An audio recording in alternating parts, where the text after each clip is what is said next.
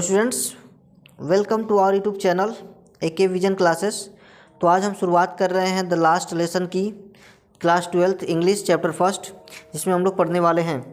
तो चलिए वीडियो को स्टार्ट करते हैं। सिलेबस मैंने आपको पहले ही दे दिया है कि क्या क्या आने वाला है और कौन कौन सा रिड्यूस हुआ है, इसे मैंने पहले ही दे दिया है। अगर आपने नहीं देखा उस वीडियो को तो मैं लिंक इसके डिस्क्रिप्शन में दे दूँगा, आप जा कर के देख लीजिएगा। ठीक है, तो ये कहानी एक ऐसे टीचर की है जो जिनका आखिरी दिन होता है, और ये तब घटित होता है जब जर्मनी ने फ्रांस पर कब्जा कर लिया था और बर्लिन से ये आदेश आ गया था कि आज के बाद फ्रांस में कभी भी फ्रेंच भाषा नहीं पढ़ाई जाएगी, अब जर्मनी पढ़ाई जाएगी। तो वही उसी पर आधारित लिखी गई है। तो चलिए वीडियो को स्टार्ट करते हैं। देखिए द टेक्स्ट कह रहा है, I started for school very late. मैं शुरू कर दिया फॉर स्कूल के लिए चलना। कह रहे कि मैं स्कूल के लिए चलना शुरू कर दिया वेरी लेट, बहुत देर से। कह कि मैं स्कूल के लिए बहुत देरी से चला। डैट मॉर्निंग, उस सुबह। कह रहा है कि मैं उस सुबह बहुत देरी से स्कूल के लिए चला। And was in great dread of scolding, मुझे डांटे जाने का बड़ा डर था। मुझे डांटे जाने का बहुत बड़ा डर लग रहा था। स्पेशली, विशेष रूप से, बिकॉज, क्योंकि M Hemal had said, M Hemal पहले ही कह चुके थे। एम हेमल जो है, एम हेमल ये उस अध्यापक का नाम है जो उस दिन का क्लास ले रहे थे। सेड ने कहा था डैट कि he would question us on participle, कि वह हमसे पार्टिसिपल पर प्रश्न पूछेंगे। वो हमसे क्या करेंगे? पार्टिसिपल पर प्रश्न पूछेंगे। एंड और I did not know the first word about them, और मैं पार्टिसिपल का पहला अक्षर भी नहीं जानता था। फॉर अ मोमेंट, एक क्षण के लिए, आई थॉट, मैंने सोचा कि आप रनिंग अवे, मैं घर से भाग जाऊं। करे कि मैं बाहर भाग जाऊं। करे कि एक क्षण के लिए मैंने सोचा कि मैं भाग जाऊं। And spending the day out of the door, मैं बाहर जाकर के अपने समय व्यतीत करूं। इट वॉज सो वार्म, दिन बहुत गर्म था। सो ब्राइट, और बहुत चमकीला भी था। कह रहा है कि it was so warm and so bright, दिन बहुत गर्म और चमकीला भी था।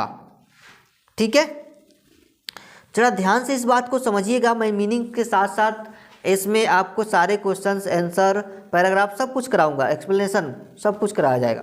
देखिए, द बर्ड वेयर चर्पिंग, चिड़िया चहचहा रही थी। द बर्ड वेयर चर्पिंग, चिड़िया चहचहा रही थी। At the edge of the woods, edge में होता है किनारा, जंगल के किनारे। कह रहे कि चिड़िया जंगल के किनारे चहचहा रही थी। एंड और in the open field back of the सामिल, एंड ओपन फील्ड और आरा मशीन के पीछे, सामिल मीन्स आरा मशीन। ठीक है, तो आरा मशीन के पीछे खुले में, आरा मशीन के पीछे खुले में, the Persian soldier were drilling, Persia के जो सैनिक थे ड्रिलिंग यानी अभ्यास कर रहे थे। कह रहे हैं कि आरा मशीन के पीछे खुले मैदान में पर्सिया के सैनिक अभ्यास कर रहे थे। ठीक है, it was all much more tempting, यह उन सभी से अधिक लुभावना था। Then the rule for participle के नियमों से कहीं अधिक ये मेरे लिए लुभावना था। टेम्पटिंग में होता है लुभावना। बट लेकिन I had the strength to resist, लेकिन मैंने अपनी रेसिस्ट में होता है विरोध करना। कह कि मैंने अपनी शक्ति का क्या किया? विरोध किया।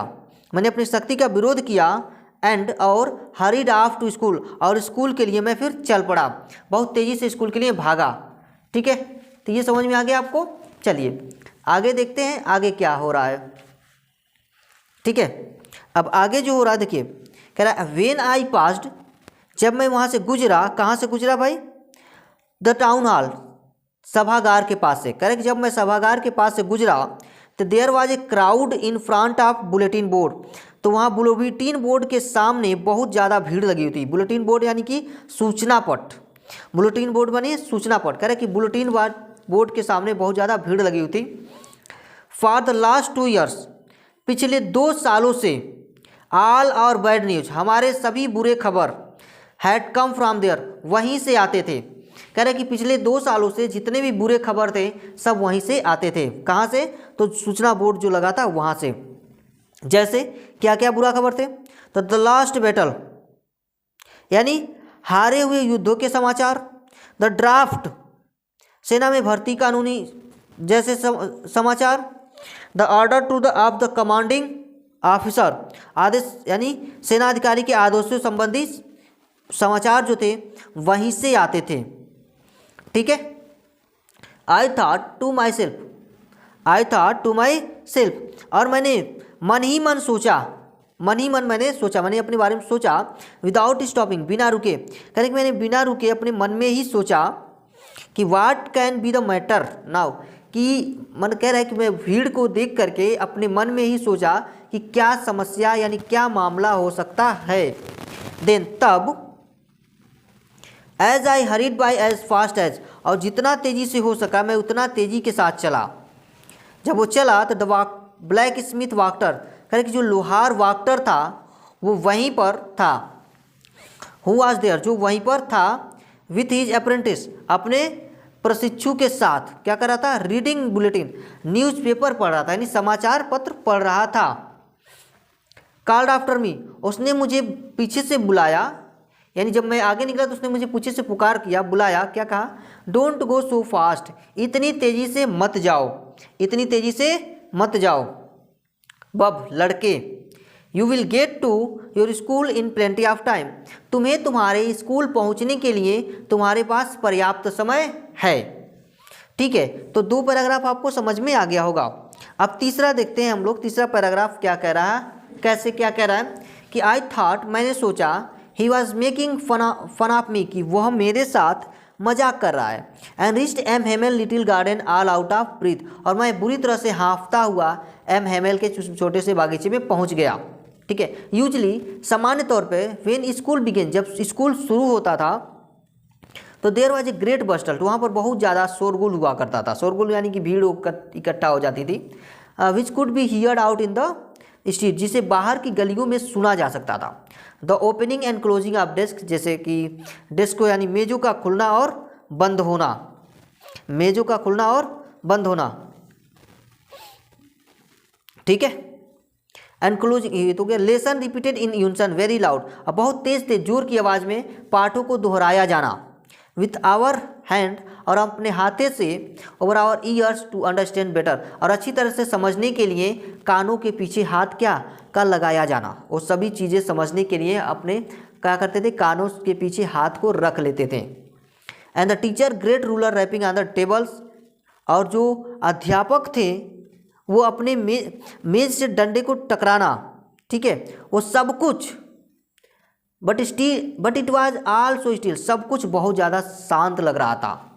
आई had continue on the commotion to get to my desk without being seen, अब मुझे पक्का विश्वास था कि मैं अपने डेस्क पर बिना किसी के देखे वहाँ पहुँच जाऊँगा, कोई मुझे देखेगा नहीं, उस हो हल्ला के बीच में मैं कहाँ पहुँच जाऊँगा, अपने डेस्क पर पहुँच जाऊँगा। बट ऑफकोर्स, लेकिन वास्तव में दैट डे, उस दिन, एवरीथिंग, सब कुछ, had to be as quiet, बहुत अधिक शांत था, एज संडे मॉर्निंग, संडे की सुबह की तरह।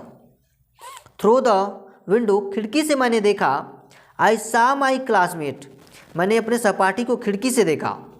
ऑलरेडी इन देयर प्लेसेस, जो अपनी स्थान पर पहले ही बैठ चुके थे।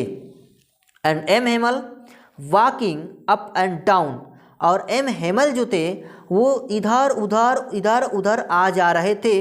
With his terrible iron ruler, अपने भयंकर डंडे के साथ। अंडर हिज आर्म, जिसे अपने वो कांख में यानी बगल में दबाए हुए थे। I had to open the door, मुझे दरवाज़ा खोलना पड़ा।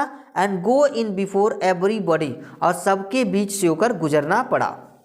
यू कैन इमेजिन, आप कल्पना कर सकते हैं, हाउ आई ब्लस्ट, कि मुझे कितना शर्मिंदा महसूस हुआ। And how frightened I was, और मुझे कितना भयंकर डर भी लग रहा था। ठीक है, आप कल्पना कर सकते हैं। तो आपको तीसरा पैराग्राफ भी समझ में आ गया होगा। अब हम चलते हैं अपने चौथा पैराग्राफ की ओर, कि हमारा चौथा पैराग्राफ क्या कह रहा है। ठीक है, देखिए। बट नथिंग हैपेंड, लेकिन कुछ नहीं हुआ।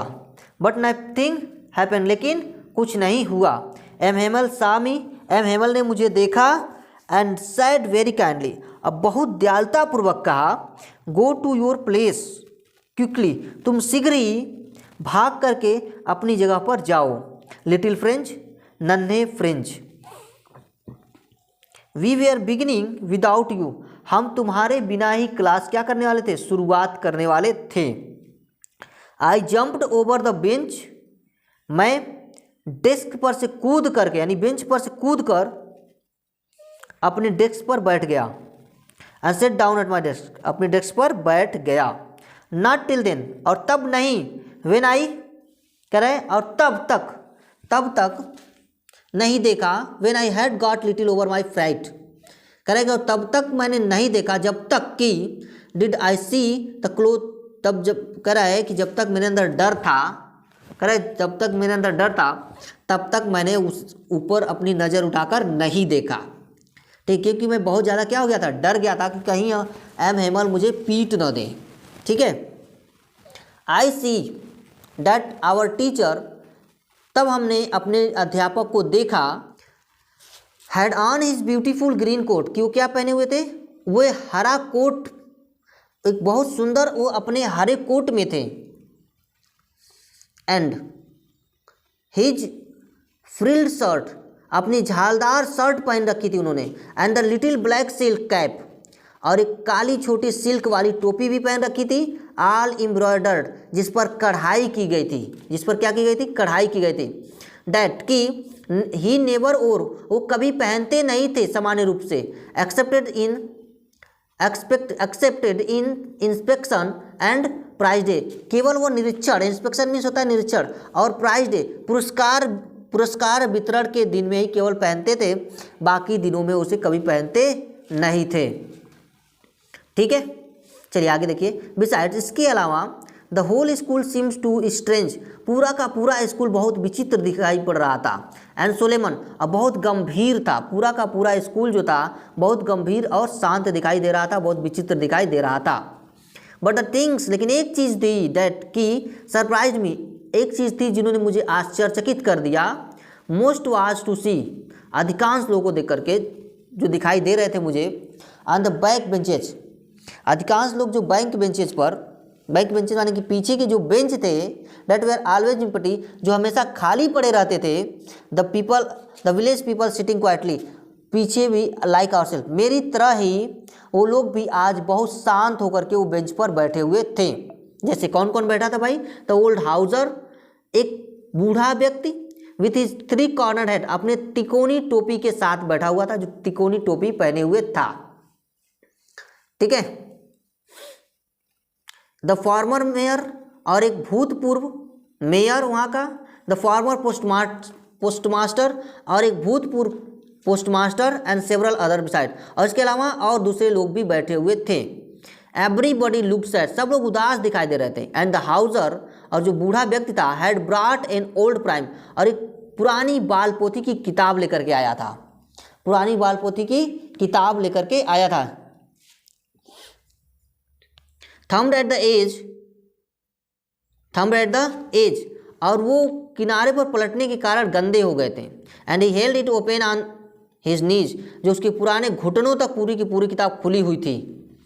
एंड हिज ग्रेट स्पेक्टिकल, और उसका बड़ा चश्मा, लेंगे क्रॉस द पेज, उस बड़े से पन्नों पर यानी पृष्ठों पर, जो किताब के पृष्ठ थे उस पर पड़े हुए थे। तो मैंने आपको 4 पैराग्राफ समझा दिया। कहीं से अगर डाउट हो तो आप हमें कमेंट अवश्य कर सकते हैं, अगर नहीं समझ में आ रहा होगा तो। ठीक है, जहाँ तक मैं पूरी कोशिश करूँगा कि आपको एक ही बार में समझ में आ जाए। 5वां पैराग्राफ हम देखते हैं। ठीक है, चलिए। कह रहा है कि while I was wondering about it all, जबकि इन सब पर मैं सोच ही रहा था, मुझे आश्चर्य हो ही रहा था कि M Hamel mounted his chair, कि एम हेमल अपनी कुर्सी पर विराजमान हो गए यानी बैठ गए। And in the same grave, उसी गंभीरता के साथ, एंड सेम ग्रेज, उसी गंभीरता के साथ, एंड जेंटलमैन टोन, और एकदम सहज लहजे में, which he had used to me, जिसका प्रयोग मेरे लिए किया था, उन्होंने शायद कहा, माई चिल्ड्रेन, मेरे प्यारे बच्चों, this is the last lesson, यह अंतिम पाठ है।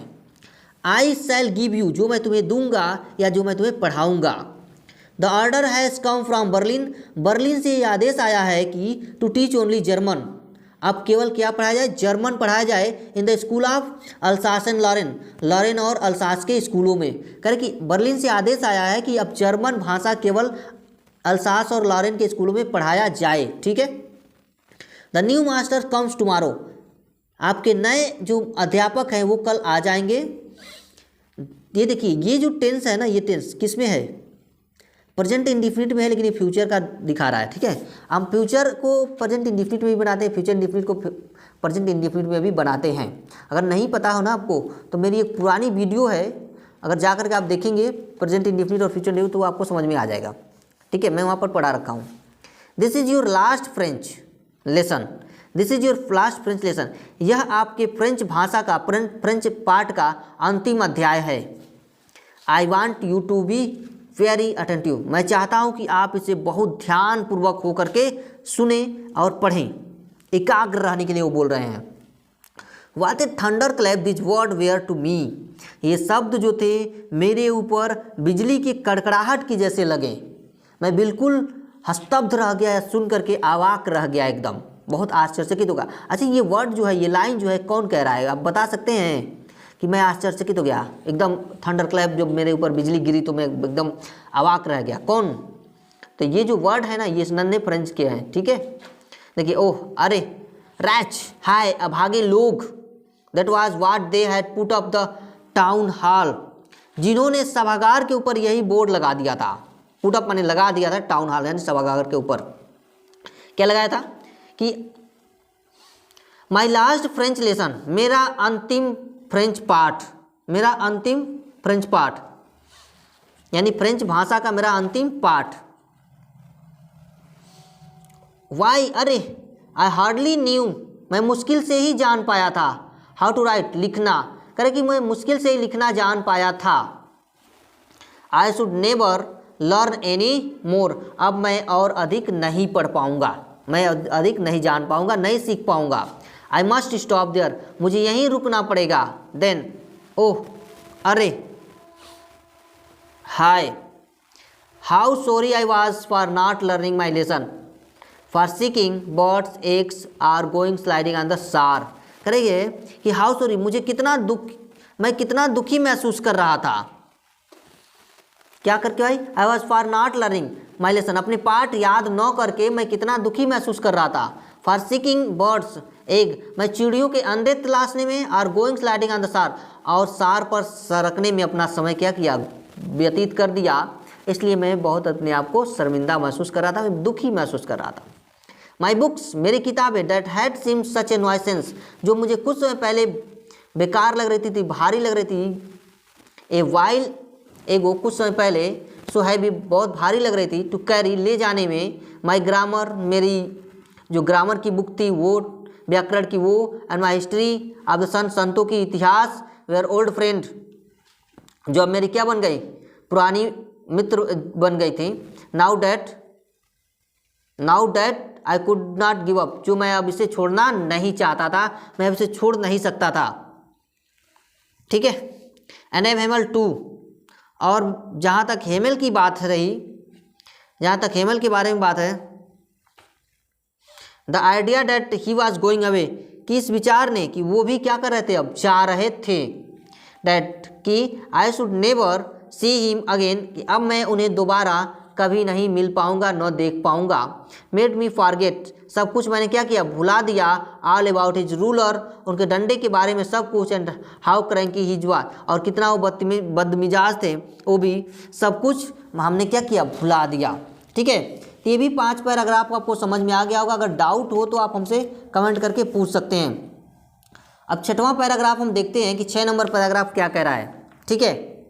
देखिए कह रहा है कि पुअर मैन, बेचारे आदमी, यानी किसकी बात कर रहा है बेचारे आदमी, अपने गुरुजी के बारे में, यानी एम हेमल के बारे में ये बातचीत चल रही है।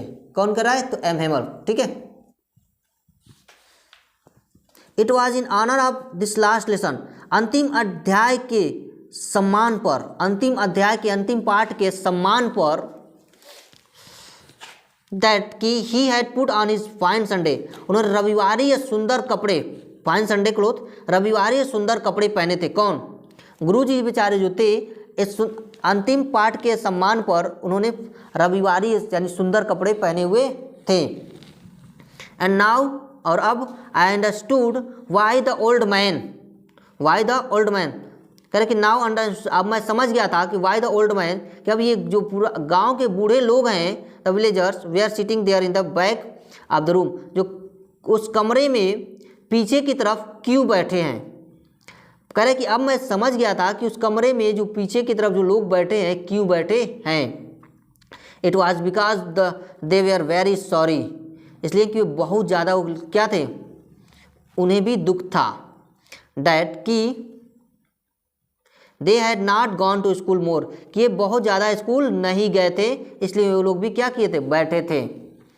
कि it was their way of thanking, यह धन्यवाद देने के लिए, उनको धन्यवाद देने के लिए, आवर मास्टर, किसको, हमारे अध्यापक को, his 40 years of faithful service, ये पूरी तरह से निष्ठापूर्व सेवा के लिए धन्यवाद देने के लिए, and of showing their respect, उनको सम्मान देने के लिए, ऑफ द कंट्री, यानी देश की तरफ से, कह रहा है कि हमारे अध्यापक जो 40 वर्ष की निष्ठा, 40 वर्ष की क्या निष्ठा, 40 वर्ष की निष्ठा सेवा के लिए धन्यवाद देने के लिए, जो देश अब उनका नहीं था, जो देश अब उनका नहीं था, for the country that was there no more, अब सम्मान प्रदर्शित करने का क्या था, उन सबका अपना अपना तरीका था, इसलिए वो शायद कपड़े पहने थे। ठीक है, ये अपने गुरुजी के बारे में कह रहा है कि अपने देश को, सेवा को सम्मान प्रकट करने के लिए वो उनका अपना तरीका था कि रविवारी सुंदर कपड़े उन्होंने पहन रखे थे। ठीक है, तो ये भी लाइन्स आपको समझ में आ गई होगी। अब हम 7वां पैराग्राफ देखते हैं कि 7वां पैराग्राफ क्या कह रहा है। ठीक है, चलिए 7वां पैराग्राफ देखते हैं। While I was thinking of this all this, अभी मैं इन सब के बारे में सोच ही रहा था, क्या हियर्ड माई नेम कॉल्ड, कि मेरे नाम को का बुलावा आया, यानी मुझे मेरे नाम को पुकारा गया। ठीक है, मेरे नाम को क्या किया गया, पुकारा गया, यानी मैंने सुना कि मेरे नाम को क्या किया जा रहा है, पुकारा जा रहा है। It was my turn to recite, अब बोलने की बारी मेरी थी, रिसाइट यानी अब बोलने की बारी मेरी थी।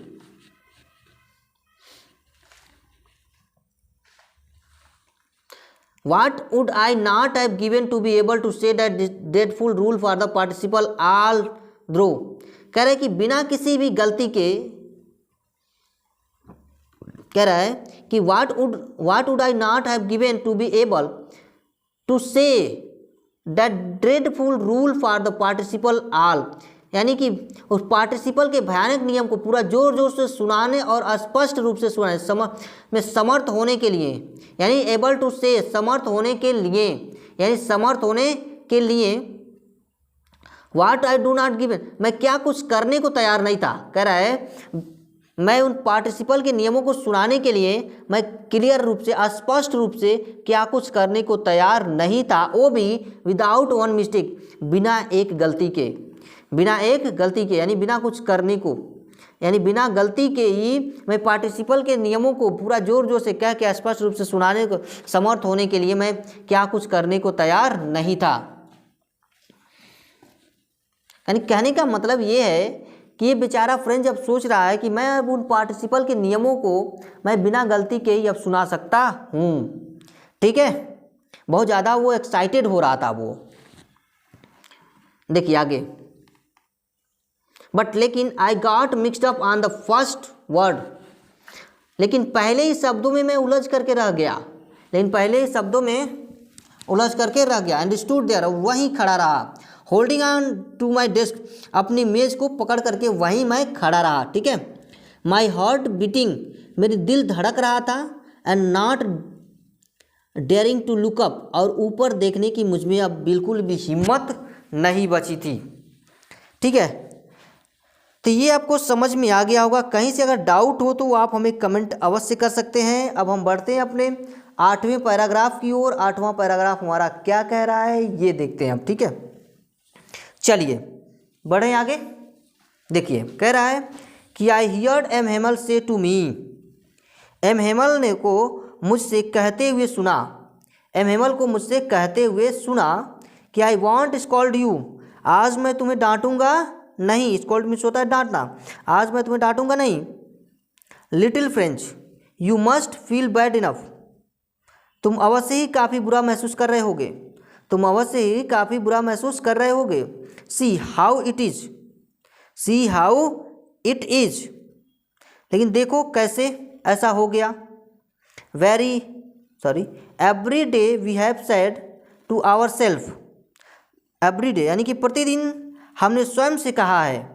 एवरी डे यानी प्रतिदिन, we have said to our self, हमने स्वयं से कहा है। We have said to our self means हमने स्वयं से कहा है कि वाह, अरे, I have plenty of time, कि हमारे पास काफ़ी समय है। I will learn to it tomorrow, मैं इसे कल सीख लूँगा। I will learn it tomorrow, मैं इसे कल सीख लूँगा। एंड और now you see where we have come out, और तुम देखो अब कि अब हम कहाँ आ गए हैं। अब तुम देख रहे हो कि अब हम कहाँ आ गए हैं। ओह, अरे, that's the great trouble with Alsace, ये अल्सास के साथ कितनी बड़ी समस्या है। अल्सास के साथ ये कितनी बड़ी समस्या है कि क्या, सी पुट्स ऑफ, वह टाल देती है। लर्निंग टिल मोर, लर्निंग टिल टुमारो नाउ, कल पर, सीखने के लिए वह कल पर टाल देती है। ठीक है। नाउ अब दिस फेलो, अब ये बाहरी लोग, out there will have the right to say you to you, करके अब ये बाहर के लोगों के पास आपके कहने का अधिकार होगा। कर अब ये बाहर के लोगों को आपसे क्या, राइट मीन्स होता है अधिकार। अभी बाहर के लोगों से, फेलो मीन्स होता है लोगों, अभी बाहर के लोगों से आपके पास कहने का अधिकार होगा कि हाउ इज़ इट, कि ऐसा कैसे हो गया, ऐसा कैसे है। यू पेरेंटेड टू बी फ्रेंचमैन, पेरेंटेड कि तुमने फ्रेंच होने का नाटक किया, तुम फ्रेंच होने का नाटक भी करते हो। एंड एट, और फिर भी, यू कैन नाइदर, यदि फिर भी तुम न हो तो स्पीक आर नॉट राइट, न ही तुम बोल सकते हो और न ही तुम लिख सकते हो। कह रहे कि न तो तुम अपनी भाषा को क्या कर सकते हो, लिख सकते हो, और न तो तुम अपनी भाषा को पढ़ सकते हो या फिर बोल सकते हो।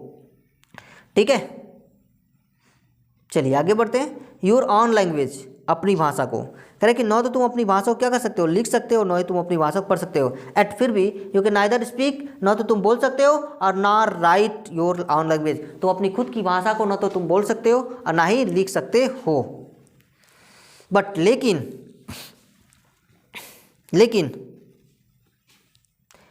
यू आर नॉट द रॉस्ट, लेकिन तुम बुरे नहीं हो, लेकिन तुम बुरे नहीं हो।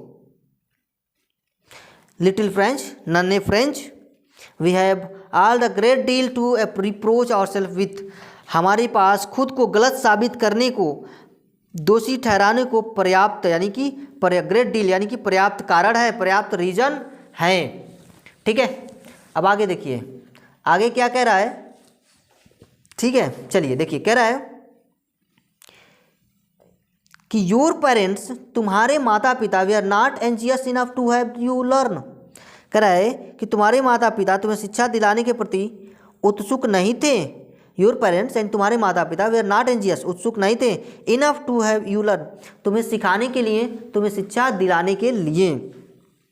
दे prefer to put you to work on a farm or at the mills, वे तुम्हें किसी फार्म या कहीं दूसरी जगह पे आरा मशीन पर, कह सकते हैं मिल्स जिसे लिखा गया है, फार्म या आरा मशीन पर काम पर लगाना प्रेफर्ड यानी पसंद करते थे। अ लिटिल मोर मनी, थोड़े ज़्यादा पैसे के लिए, ताकि उन्हें थोड़ा ज़्यादा पैसा मिल सके। ठीक है, इसके लिए तुम्हें पहले उन्होंने काम पर भेजना ज़रूरी समझा, न कि पढ़ाना। ठीक है।